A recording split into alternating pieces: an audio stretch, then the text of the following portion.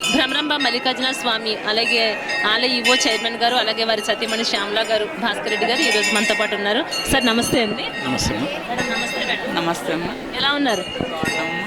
ముందుగా మీ ఇద్దరికి శివరాత్రి శుభాకాంక్షలు. థ్యాంక్ యూ అమ్మా. మీకు కూడా. Thank you ma'am. చెప్పండి మ్యామ్, ఇక్కడ చూస్తుంటే కనుక ఈ జనసందోహం చూస్తుంటే మేము లోపలికి వస్తున్నప్పుడు చూసి ఏదో చిన్న ఆలయంలా ఉందా అనుకున్నాం. లోపల అడుగుపెట్టిన తర్వాత లేదు లేదు మనం అనుకున్న దానికన్నా విభిన్నంగా చాలా పెద్దగా ఉంది అనిపించింది. కానీ ఇక్కడ జనసందోహం చూస్తుంటే అంటే అంటే మీరు చెప్పాలి అంటే వందల్లో కాదండి వేలల్లో జనాలు కనిపిస్తున్నారు. ఆలయం చిన్నగా ఉందేమో అని చూస్తే ఇంతమంది జనం ఎలా పట్టారా అన్నది కూడా ఒక రకంగా నాకు అనిపిస్తుంది. ఇంత జనసందోహాన్ని చూసి శివరాత్రి పూట ఇంత ఎలా సాధ్యమైంది అనిపిస్తుంది. ఇంత జనసందోహం రావడానికి గల కారణం ఏమంటే ఏం చెప్తారు? ఇక్కడ ఆలయ దినదినాభివృద్ధి చెందుకుంటూ మనకు ఇక్కడ ఆలయం లోపల ఏమైనా కోరికలు కోరుకున్నట్టయితే ప్రతి ఒక్కరికి కూడా తీర్చే దేవుడిగా ఉన్నాడు. కాబట్టి ప్రతి ఒక్కరు కూడా నమ్మకంతో, కొందరైతే వేరే రాష్ట్రంలో ఉన్నా కూడా ఈ శివరాత్రి రోజు ఇక్కడికి వచ్చి మొక్కులు తీర్చుకోవడానికి చాలామంది ఇష్టపడుతున్నారు. అదేవిధంగా స్టూడెంట్స్ కూడా ఇక్కడ ఉద్యోగాలు కావాలంటే అది కావాలంటే ప్రదర్శన చేసుకుంటూ శివయ్యను అమ్మవారిని నమ్ముకున్న వాళ్ళకు ఉద్యోగాలు కూడా ఇప్పించింది. అలాంటి అన్ని కోరికలు విపరీతంగా జరుగుతున్నాయి కాబట్టి జనాలకు ఒక నమ్మకం వచ్చింది. ఆ నమ్మకాన్ని కూడా మేము ఒమ్ము లేకుండా మేము కమిటీగా అందరం కలిసి సమిష్టి కృషిగా రోజు రోజుకు దినాభివృద్ధి చెందుకుంటూ గుళ్ళు కూడా డెవలప్ చేసుకుంటూ వచ్చాము.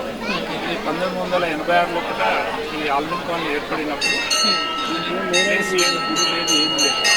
ఈ సంజయ్ రెడ్డి గారు మా చైర్మన్ గారు ఒక కెమెరా నావే పెట్టింది, ఒక కెమెరా అట్లే పెట్టింది. ఒక నేషన్ సార్ ఆల్బమ్ కాలనీ ఏర్పడినప్పుడు 4-5 years కాలనీ ఏర్పడినాక ఇక్కడ గుడి కానీ ఏది కానీ లేదు. కాలనీ ఎంప్లాయీస్ కూడా వీళ్ళందరూ వచ్చి మా ప్లేస్లో వాళ్ళు గుడి కావాలి అని అన్నప్పుడు అప్పుడు నన్ను పిలిచి 1996లో లేదు కాలనీలో గుడి లేదంట కదా, ఏం చేద్దాం ప్లేస్ ఉంది కదా సార్ ఇద్దాము అని చెప్పి అతను దగ్గర దగ్గర 1.5 acre ఆ ప్లేస్ చూపించి డెవలప్ చేయి అది అని చెప్పి మా అధ్యక్షులు వారికి సంజయ్ రెడ్డి గారు ఆజ్ఞతోనే దీన్ని మెల్లమెల్ల స్టార్ట్ చేసుకుంటూ వచ్చాను. మల్లికార్జున స్వామి టెంపుల్ అయిన తర్వాత ఆంజనేయ స్వామి టెంపుల్, తర్వాత నవగ్రహాలు అలాంటి అన్నీ కట్టుకుంటూ వచ్చిన తర్వాత ఇప్పుడు ఇక్కడ పేదలు ఈ సరౌండింగ్లో పేదలు చాలామంది ఉన్నారు. మేము కళ్యాణ మండపం లేకున్నా కూడా ఇక్కడ వచ్చి పెళ్లి చేసుకుంటాం సెంటిమెంట్. ఓకే, అదే ఇప్పుడు నేను అడగాలనుకుంటున్నాను సార్. త్వరలోనే ఇక్కడ కళ్యాణ మండపం అవన్నీ కూడా ఏర్పాటు చేయడం జరుగుతుంది సెంటిమెంట్గా అంటే మామూలు టెంట్లు వేసుకొని కూడా చేసుకొని సార్ మేము ఇక్కడ పెళ్లి చేసుకుంటాం మంచిగా అనిపిస్తుంది. ఇప్పుడు ఆల్రెడీ జరుగుతున్నాయి సార్, ఇక్కడ మ్యారేజెస్ జరుగుతున్నాయా? దాన్ని దృష్టిలో పెట్టుకొని ఇప్పుడు బ్యాక్ సైడ్ కళ్యాణ మండపం స్టార్ట్ చేసింది. ఇతను 2-3 months 6 monthsలో ఇక్కడ ఉన్న సరౌండింగ్లో పేద ప్రజలకు తక్కువ 10,000 20,000 ఎంతో ఇస్తాను. మనకు బిజినెస్గా కాదు, ఇప్పుడు గుడి డెవలప్ కావాలి, వాళ్ళు కూడా మనకు కొన్ని కలిసి ఉద్దేశంతో స్టార్ట్ చేస్తాం. ఓకే, వేరే కళ్యాణ మండపం పోతే లక్షలు గరీబులు చేసుకోలేని పరిస్థితి. కాబట్టి మేము దృష్టిలో పెట్టుకొని దాన్ని స్టార్ట్ చేస్తాం. ప్రజలు కూడా అందరూ సహకరిస్తున్నారు. డొనేషన్లు కూడా వాళ్ళు కూడా. నేను ముఖ్యంగా కళ్యాణ మండపానికి ఇంట్రెస్ట్ పుట్టింది శ్యామల గారు. అదే ఇప్పుడు అనుకుంటున్నానండి. ఇప్పుడు మీరు చెప్తున్నారు ఆల్రెడీ, ఎందుకంటే ఇక్కడ నా కృషి కంటే కూడా నా భార్య కృషి చాలా ఉందమ్మా, దీంట్లో ఆవిడ పాత్ర చాలా పోషిస్తున్నారు అని చెప్పి స్టార్టింగ్లో నేను చూసేవాడిని. నేను కంప్లీట్ ఆమెకు అప్పచెప్పిన తర్వాత ఆమెనే తీసుకుంటాను, భారం తగ్గించాను. ఓకే మేడం, మీరు చెప్పండి మేడం. సార్ మీరు చెప్తుంటే, సార్ మాటలు వింటుంటే మీరు ఎంత కష్టపడుతున్నారో, ఎంత మన టెంపుల్ కోసం మీరు శ్రమిస్తున్నారో అన్నది సార్ మాటల్లోనే అర్థమవుతుంది. ఈ ఆలయం గురించి అడిగితే మీరు ఏం చెప్తారు మేడం? మాకు బాధ్యతగా అప్పగించి వాళ్ళు కూడా మాకు సహకరిస్తారు. కమిటీలు ఉన్న నెంబర్లు కూడా సహకరించకపోతే కూడా కావాలి. అవునండి, అవును. వాళ్ళు మాకు సాధ్యమైనంత వరకు మాకు ప్రోత్సహించి మీరు ప్రొసీడ్ అనుకుంటారు చేయండి, మేము ఎంత ఉన్నామని చెప్పుకోవాలి సార్. అలాగే ఇంకా ప్రభుత్వం నుంచి కూడా ఎలాంటి మీకు ఫెసిలిటీస్ ఇంకా ఎలాంటి రాలేదని విన్నాము. గవర్నమెంట్లో ఒక సెంటు పైసా కానీ ఏది కానీ కోరుకోలేదు, అడుగుతలేదు.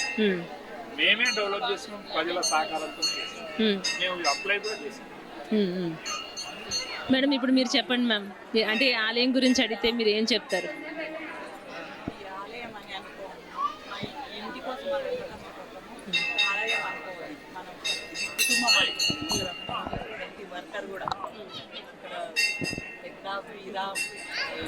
యజమానన్న భేదం లేదు ఇక్కడ టెంపుల్లో మాత్రం అంత అంతా కన్వీనెంట్ ఉంటుంది. భక్తులు కూడా ఒక కుటుంబం లాగా ప్రవర్తిస్తారు. ఏ పని చూడండి, ఏ వర్క్ ఉన్నా కూడా అందరూ కలిసిమెలిసి చేసుకున్నారంటే ఇంత అభివృద్ధి అయ్యింది మనం అనుకుంటున్నాం. మా మీద కొంచెం నమ్మకం. ఏ పని చేసినప్పుడు మేము కూడా వాళ్ళకి సపోర్ట్ ఇస్తాం. దీంట్లో మా దగ్గర సూపర్ పని చేసిన ఒక ఫ్యామిలీ లాగా ట్రీట్ చేస్తాం. వాళ్ళంతా కలిసి ఫ్యామిలీ మెంబర్స్ లాగా యజమాని అని మేము ఎప్పుడు అనుకుంటాం. అందుకోసం ఇంత వాళ్ళ ఆశీస్సులతో ఇంత అభివృద్ధి అవుతుందేమో అనుకుంటాం. అంతే కదా, వాళ్ళ సపోర్ట్ తోటి వాళ్ళ ఆశీస్సులతోటే మేము కూడా ఎక్కువ చేయగలుగుతున్నాం. ఇప్పటికి కష్టం అనుకో, ఎప్పుడు ఇష్టంగా చేస్తాం, ప్రతి పని ఇష్టంగా చేస్తాం. ఇష్టంగా చేస్తున్నామంటే ఇంత మంచిగా అవుతుంది. అందరు సపోర్ట్ కూడా దొరుకుతుంది. అంటే మ్యామ్ ఇక్కడ అంటే ఈ కుకట్పల్లిలో చాలా రకాల టెంపుల్స్ ఉన్నాయి, కానీ ఈ గుడికి ఒక ప్రత్యేకత ఉంది. ఇక్కడికి మనం వచ్చినప్పుడు ఖచ్చితంగా ఏదైతే ఒకటి కోరుకుని అనుకుంటారో వాళ్ళు మళ్ళీ ఖచ్చితంగా ఇక్కడికి రావడం జరుగుతుంది. అలా ఎన్నో రకాలు, ఎంతో మందికి ఎన్నో జర్నీ. ఎగ్జాంపుల్ మీరు నన్ను చూసిన తర్వాత కూడా అన్నారు మీరు, అమ్మ నువ్వు ఖచ్చితంగా నువ్వు మళ్ళీ ఒక యాంకర్లా కాదు, ఒక ప్రోగ్రామ్ పర్పస్ కాదు, నువ్వు ఖచ్చితంగా నువ్వు మళ్ళీ ఈ టెంపుల్కి 100% వస్తావు, నువ్వు ఇప్పుడు ఏదో ఒకటి మొక్కునే ఉంటావు అన్నారు. అనగానే మీ కళ్ళల్లో కాన్ఫిడెన్స్ ఉంది చూడండి. నాకు అప్పుడే అనిపించింది, ఇంత జనం ఎందుకు వస్తున్నారా మేడం, ఇంత కాన్ఫిడెంట్గా ఎందుకు మాట్లాడుతున్నారా అన్నప్పుడు నాకు అర్థమైందండి. చిన్న పిల్లల దగ్గర నుంచి వృద్ధుల వరకు ప్రతి ఒక్కరూ కూడా ఎంతో ఆనందోత్సాహాలతోటి, ఎక్కడ ఎవరికి ఇబ్బంది లేకుండా, నిజంగా చాలా గ్రేట్ మ్యామ్. అందరికీ ఎలాంటి ఇబ్బంది లేకుండా ఎన్నో సదుపాయాలు ఇక్కడ మనం చూస్తూ ఉంటే ప్రతి ఒక్కటి కనిపిస్తుంది. ఎవరు ఎక్కడ దర్శనం చేసుకోవాలన్నా కూడా చాలా కంఫర్టబుల్గా ఉంది. మా టెంపుల్ అంటే మహిళలతోనే నడుస్తుంది అనేది వాళ్ళకి అర్థమైంది. ఊరేగింపు తీసినా మహిళలే, 100 మంది మహిళలు ఉంటే 5 మంది మగవాళ్ళు. మ్యాక్సిమం ఆలకృషి ఎక్కువ. నిత్య పారాయణం జరుగుతుంది. 365 రోజులు పారాయణం చేస్తారు. అదే శక్తి. ఇప్పుడు పోలీస్ డిపార్ట్మెంట్ మీ దగ్గర గుడి కంటే మామూలుగా పంపిస్తాం, మీరే తీసుకుంటారని కాన్ఫిడెన్స్ మాత్రం నేను చెప్తాను. అవునండి, ఇప్పుడు ఎస్పీ గారితో మాట్లాడాను, నేను కూడా ఆయనతో మాట్లాడాను. అక్కడ ఆయన తెలిసిందండి. ఇప్పుడు ఆయనతో పాటు టీం మొత్తం కూడా వచ్చి వాళ్ళు కూడా ఎంత హ్యాపీగా దర్శనం చేసుకున్నారు. అలాగే అంటే ప్రతి ఫెస్టివల్ కూడా శివరాత్రినే కాదు, ఎవ్రీ ఫెస్టివల్కి కూడా ఇదే విధంగా ఉంటుందంటారా? నవరాత్రులు కార్తీక మాసంలో చాలా బాగుంది. కార్తీక మాసంలో ఇంకా బాగుంటుంది అంటారు.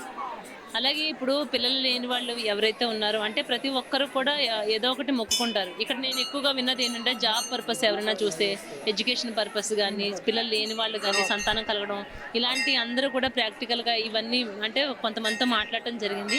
మేము అనుకున్న ప్రతి ఒక్కటి జరుగుతుంది. అందులో ప్రత్యేకంగా ఇవి ఎక్కువగా వినిపిస్తున్నాయి మ్యామ్. దేవాలయం ప్రతి ఒక్క పబ్లిక్ ఆ చుట్టూరు ప్రదక్షిణల పరాలు. ఒక నానుడు ఉంది, ప్రదక్షిణలు చేస్తే మనకు మన కోరిక తీరుతుంది, లాభం అని ఏదో ఒక. అవునండి, మల్లికార్జున కూడా బ్రహ్మ నానుడు ఇప్పుడు బాగా నాటుకుపోయింది జనాలు. ప్రదక్షిణ బాగా చేస్తున్నారు, ప్రదక్షిణలు ఎక్కువ చేస్తారు. ఆంజనేయులు కానీ మల్లికార్జున స్వామి కానీ 158 గంటలు ప్రతిరోజు ఒక 10 మంది చేస్తున్నారు. వాళ్ళ కోరికలు తీస్తేనే అవును, ఒకరికొకరు అది చెప్పుకోవాలి, వాళ్ళు పంపిస్తున్నారు. మాకు ఎంత సంతోషం అవుతుంది. శ్రీశైలంలో ఎంత పవర్ ఉందో. ఇప్పుడు అదే భక్తులు కూడా కొంతమంది భక్తులు అదే అంటున్నారు, మరో శ్రీశైలం వెళ్ళినట్టేనండి ఇక్కడికి వస్తే మన కోరికలన్నీ తీరుతాయని. 15 years కంప్లీట్ అయిపోయింది. 9 days పూజ చేస్తాం. అప్పుడు లలిత పారాయణము జనరల్గా నేను చదివాను. మొదలు పెట్టాను. నాకు అప్పుడు ఏమీ తెలియదు. ఏదో జనరల్ పంపిణీ చదవండి అమ్మా, మంచిగా ఉంటుంది చదవండి. ఆ రోజు ఏ రోజు అనుకుంటాను అతను అన్నాడు. ఇప్పటి వరకు ఒక్క రోజు ఆగలేదు. తిరుపతిలో నిత్య కళ్యాణం పచ్చదనం ఈ టెంపుల్లో కూడా అదే విధంగా ఉంటుంది. లలిత పారాయణం ఆగలేదు. ఇప్పుడు ఇంకో పుస్తకం ఎవరైనా ఒకరు అదే ఈ టెంపుల్ మెయిన్ పవర్ అని నేను నా సంకల్పం అన్న. ఓకే అండి. So thank you sir, thank you so much. ఇలాంటి మంచి అవకాశం మాకు కల్పించినందుకు. నిజంగా దర్శనం కూడా మేము కూడా శివయ్యని దగ్గరుండి మరి దర్శనం చేసుకునే అవకాశం కల్పించినందుకు థ్యాంక్ యూ.